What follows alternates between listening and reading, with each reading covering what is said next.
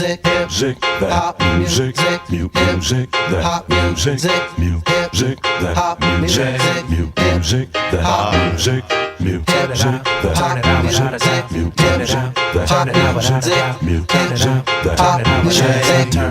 Check it out now. I work the pen to make the ink transform on any particular surface the pen lands on. I care if it's hands on.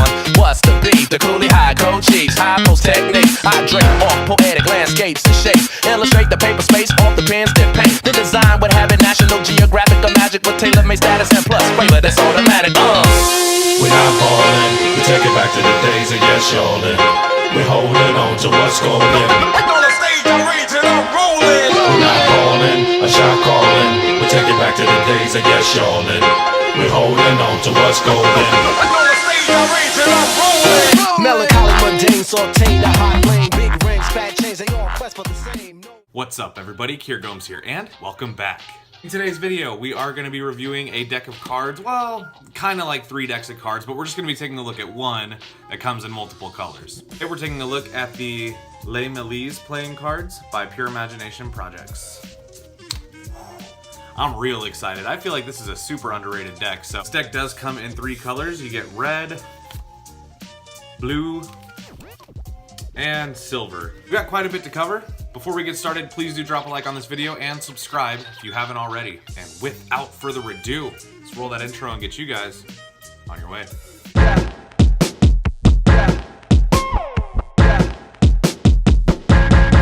Let's go. Okay, so basically all 3 of the colors are the exact same, so we're just gonna focus on the red ones, but I will show you what the other ones look like. So the Les Melies playing cards were actually based on the first movie ever made, which I believe is Voyage to the Moon, but it's the French translation of that. So if this looks familiar, that's where that image is from. And the name Les Melies comes from the director of that movie, which was George Melies. This deck was conceptualized by Derek McKee, was illustrated by Logan Max, and of course was created by Pure Imagination Projects.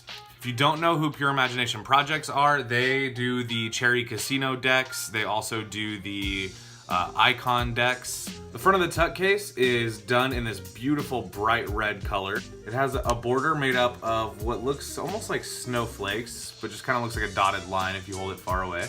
It has the title of the cards on it, and it says Eclipse Edition.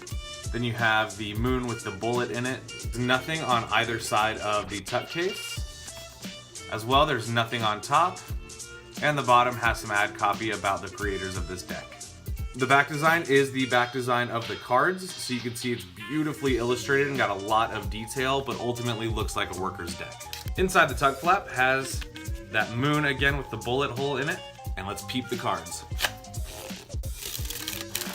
Oh, this is your back design. You get a super thin white border, and it is a mirrored back. You've got stars in the corners with some beautiful line work kind of going around it. There's all kinds of beautiful artistic illustrations. This looks like it would be like a really dope tattoo that somebody would have. Of course, the focal point is your moon. This is a deck that you just want to play with all day.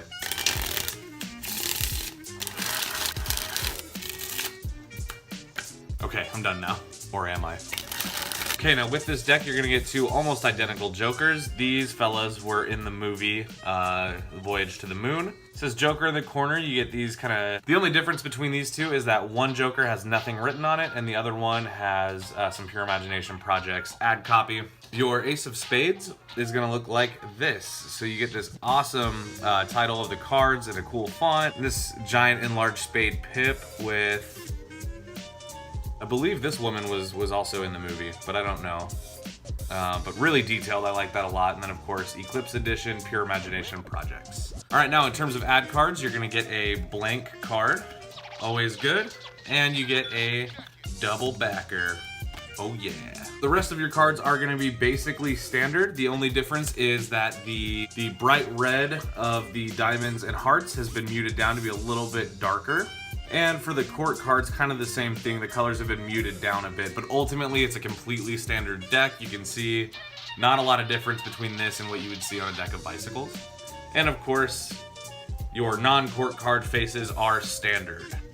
So that makes this deck really just a great deck for working. So if you're a gigging magician, This is definitely a deck that you could use for Magic. It's a little bit pricey, so I don't know why you would, but they feel great, they look amazing, and that's pretty much gonna take us to the handling. So in terms of handling with these cards, they're printed by the USPCC on Bicycle stock, so they feel really good.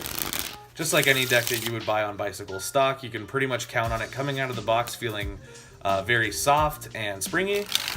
It doesn't require a lot of breaking in right out of the box, which I like. I'm a huge fan of that. This is what they look like in a spread.